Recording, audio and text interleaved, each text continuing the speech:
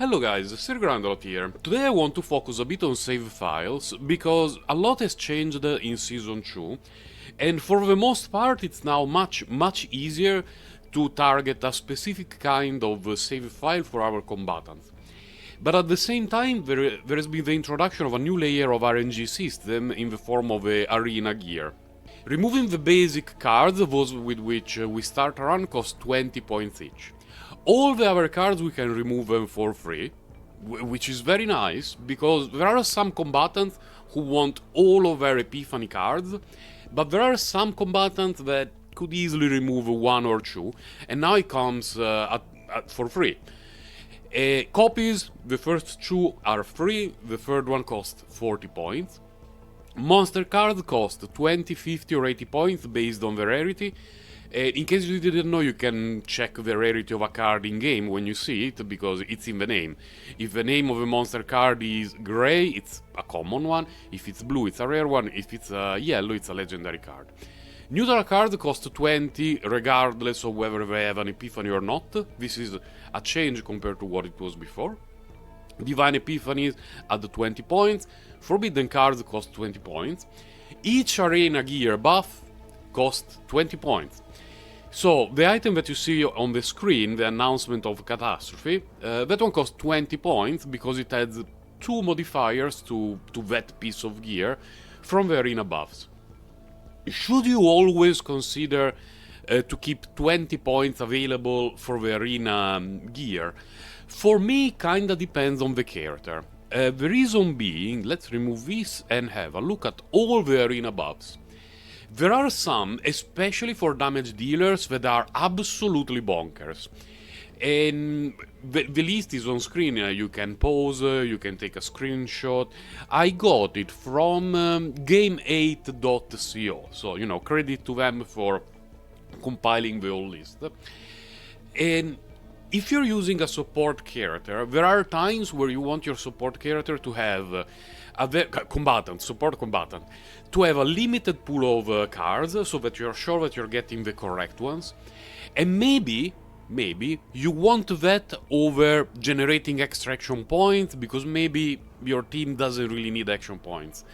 Maybe you want that over extra shield.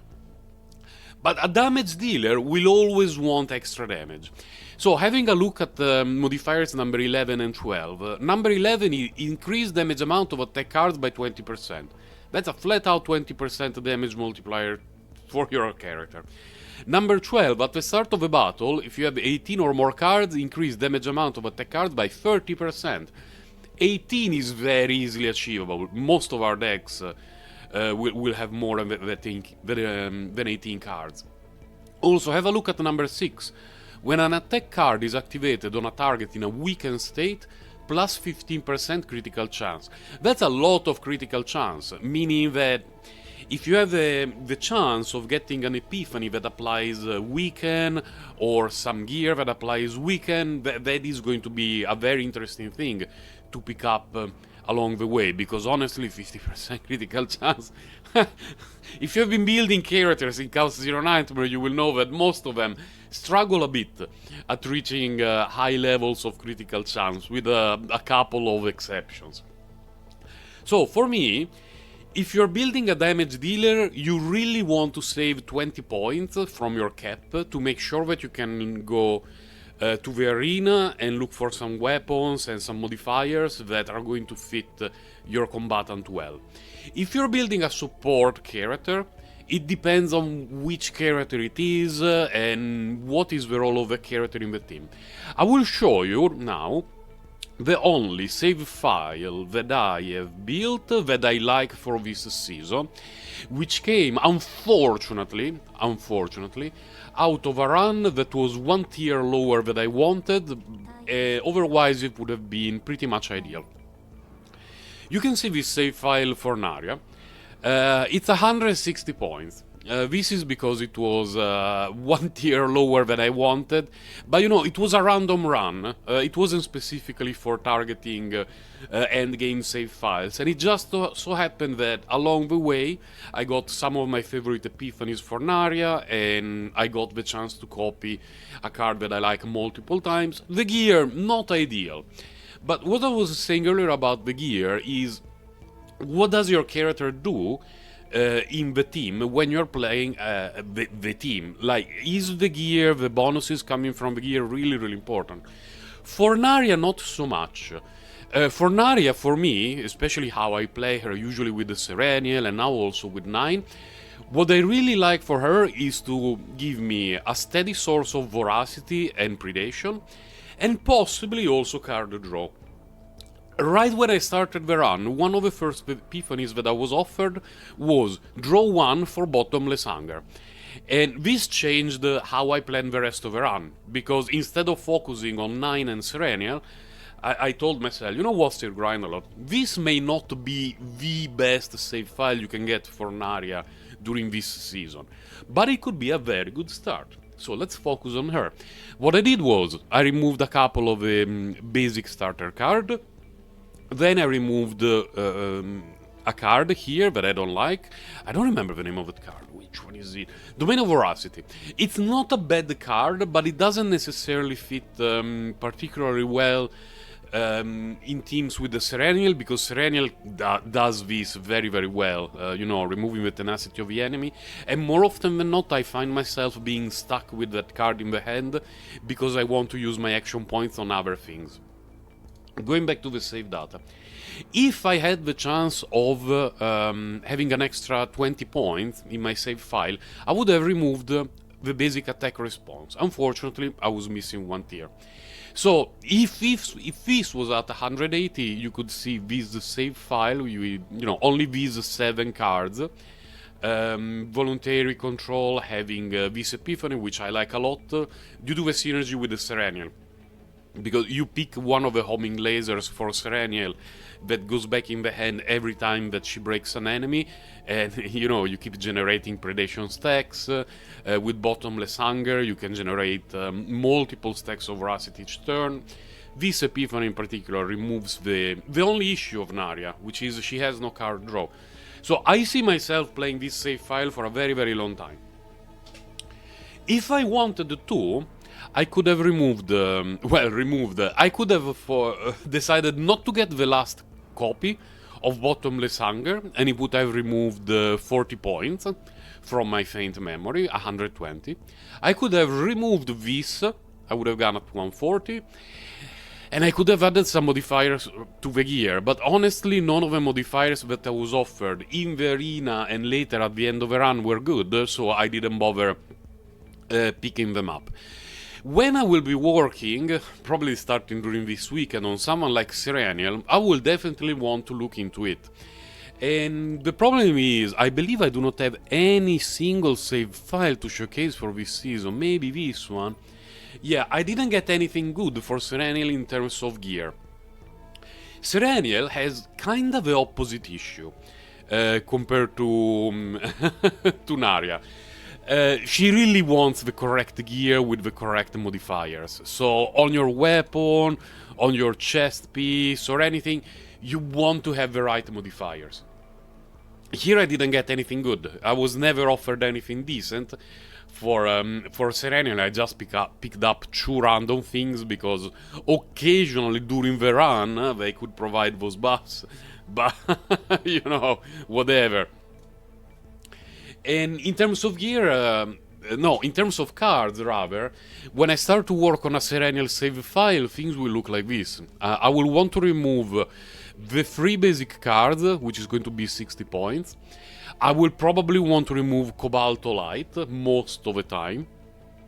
The reason being that my ideal setup for Serenial is one with the Shining Core with this upgrade, which is my favorite upgrade by far, so that I can play it on turn 1, generate 2 homing lasers, and on Ravage generate 2 more.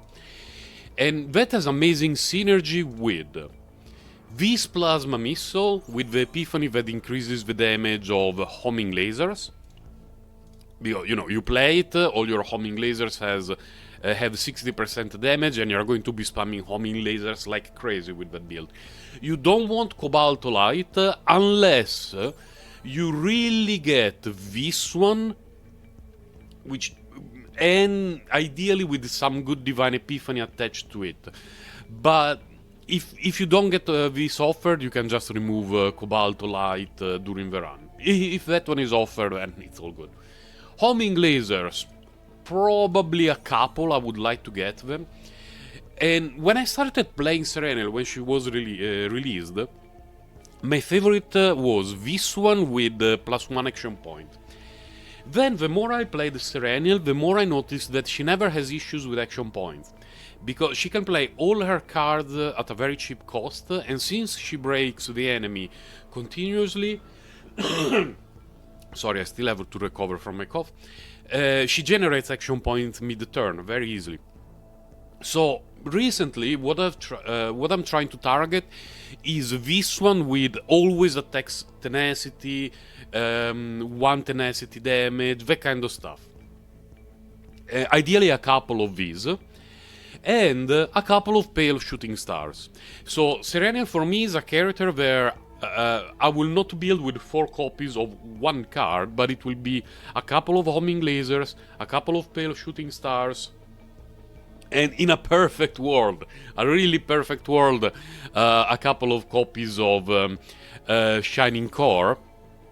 One with this upgrade, one with this upgrade. But that is the kind of save file that could potentially take the whole season or a single run. That would be very disgusting. Like, you need to copy Shining Car before getting any Epiphany, then getting the right Epiphany on Shining Core 1, or the right Epiphany on Shining Core 2, and then you start to rub your hands like... But, you know, it's also something that you can work on later after you finish your run. Because as I was saying earlier, the Flash of Twilight, let me go back, because it's a new thing, and it's important to keep it in mind. Flash of Twilight, you use it after the save file is done. So until the last season, if I got a save file for Serenial that had, let's say it looked like this, but it had a different Epiphany on Shining Core because I was not offered this one, which is my favorite, I would have probably trashed this save file. But luckily now we can change it, so if I get the absolutely perfect Serenial save file, which for me in my experience is something like this, with maybe 1 fewer homing laser and 1 more pale shooting star, but I got a wrong Shining Core Epiphany, no worries, you keep it, and at the end of a run you use the Flash of Twilight and you're done. This is still the save file that I'm using for everything from the last season, because although it's low points, it's only 110, it's absolutely amazing. It would have been glorious if I could have gotten an Epiphany on homing laser, but this is absolutely disgusting as a save file for Serenial. In a perfect world, 1 fewer homing laser, 1 more pale shooting star. I will be looking for something like that in Season 2 for Serenial. During Season 1 I built most of my characters at tier 13 +1 with trauma code, because it was very difficult to consistently roll 14. Sometimes it was a huge waste of time. Here in the new season, what I noticed is that it seems to be much easier to find 14 and 15. Let's see how long it takes. It shouldn't take very long. 14, there, just a few rerolls, and I hit a 14. Let's say, oh no, I don't like not resting in safe zone. Let's keep going. We got 13. 14 again. It's much easier. Extremely easy.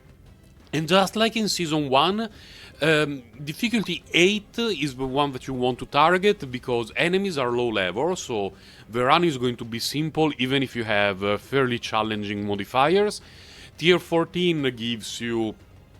well, it becomes tier 15 because you had the trauma code, and it gives you a pretty goated save file.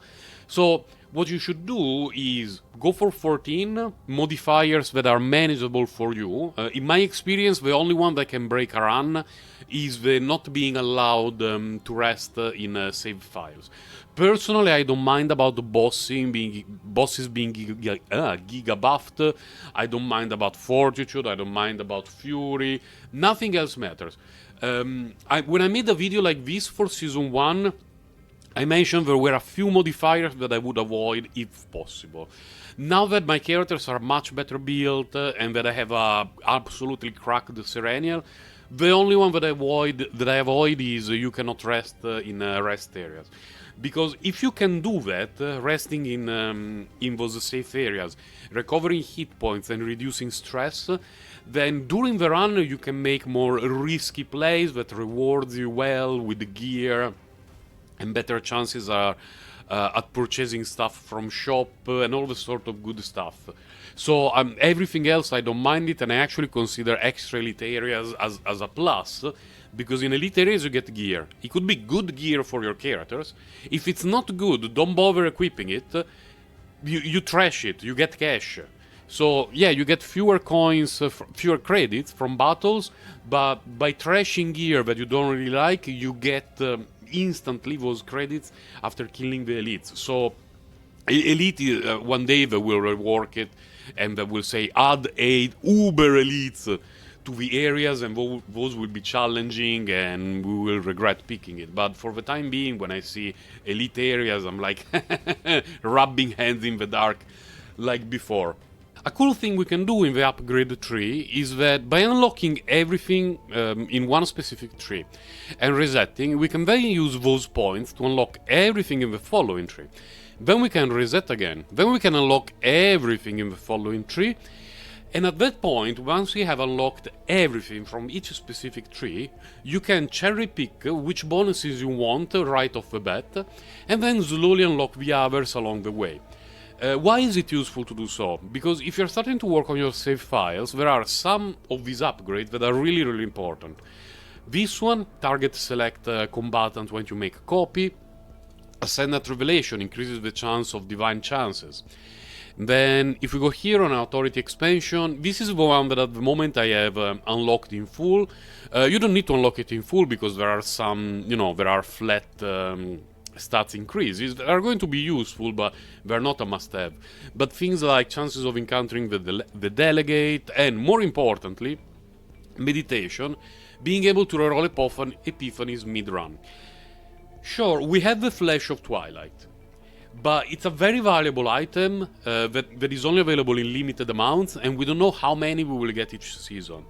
So you do a run, you really want a specific epiphany on a card, you don't get it. Don't think, oh well, okay, at the end of the run I will use a Flash of Twilight. No, try to go for a meditation first and see if you can get it. Then you work on the rest of the save file, then at the end of the run, if really you are missing something, use a Flash of Twilight. But try to be a bit greedy and save those Flashes of Twilight, because it could be a case that we only get once a season. For example, we got for free now this season, but we don't know if that is something that is going to happen all the time. It could be that each season has one in the shop and that's it. So we don't know how valuable it's going to be, so better to have meditation available. And here in the first stage, Cognitive Flash, increase epiphany chance, and everything else is just, quality of life improvements that you can unlock a little bit at a time without rushing.